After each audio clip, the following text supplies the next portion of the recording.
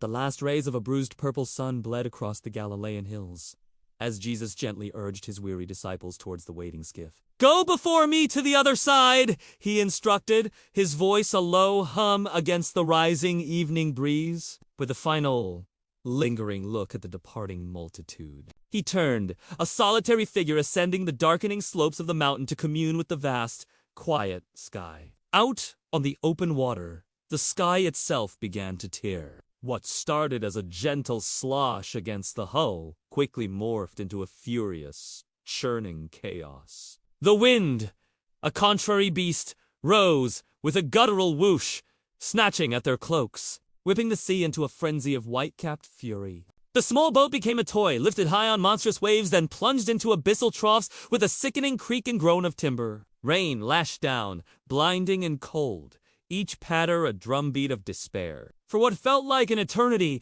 the disciples battled the elements, their small boat a mere speck in the mael's. Hours crawled by, each one a battle for survival against the howling gale and the relentless crash of the waves. In the deepest, darkest hour of the fourth watch, exhaustion gnawed at their bones. Peter, his face pale and drawn, huddled in the corner, his eyes squeezed shut against the relentless onslaught of the wind and the rain. Suddenly, a cry escaped his lips, a strangled gasp that was swallowed by the wind. Through the swirling mist and spray, he saw it. A dark, imposing figure was emerging from the churning waves. It moved with an ethereal grace, neither sinking nor struggling. "It is a ghost," shrieked Andrew, his voice thin against the wind's roar.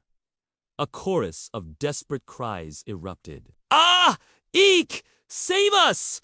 But then, above the din, a voice, calm and clear, cut through the tempest. "Be of good cheer. It is I. Do not be afraid." Peter, ever the first to leap, squinted through the downpour. "Lord, if it is you," he called out, his voice wavering between faith and desperation, "command me to come to you on the water." And in that moment, as the ghostly figure drew nearer, the impossible became a tangible possibility. A hand, strong yet gentle, reached out, its fingers parting the waves. "Come!" Jesus replied, his voice a steady anchor in the storm. With a surge of exhilaration that momentarily eclipsed his fear, Peter scrambled over the side. His feet, miraculously, found purchase. He took a step, then another.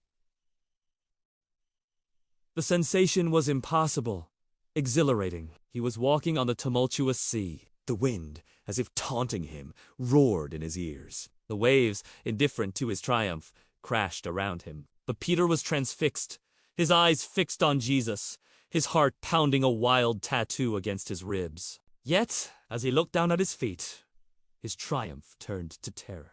The water, cold and merciless, seemed to swallow his resolve. His feet began to sink. A choked scream tore from his throat. "Lord, save me." And in that instant, the gentle, commanding voice cut through his panic. "You of little faith, why did you doubt?" Immediately, a strong hand stretched out, grasping his wrist. Jesus pulled him up, his gaze gentle yet piercing. And as Peter scrambled back into the safety of the boat, his legs trembled, his heart a hummingbird in his chest. Gently, as if reading his thoughts, Jesus spoke. "When you have passed over all this tribulation, you will know that my time has come, that my hour has been reached." As the wind died down and the waves subsided into a restless murmur, the disciples were left in the unsettling quiet that followed the storm. Around them, the sea was calm, almost placid. The very air seemed to hum with a new energy. It was as if the tempest had swept away everything except the profound awe and reverence for the miracle they had just witnessed. The disciples looked at Jesus, their faces etched with wonder and a dawning realization. They had seen the depths of human frailty and the boundless power of divine grace. The miracle in the Sea of Galilee was more than a display of divine power. It was a testament to unwavering faith and the boundless mercy of a compassionate Savior.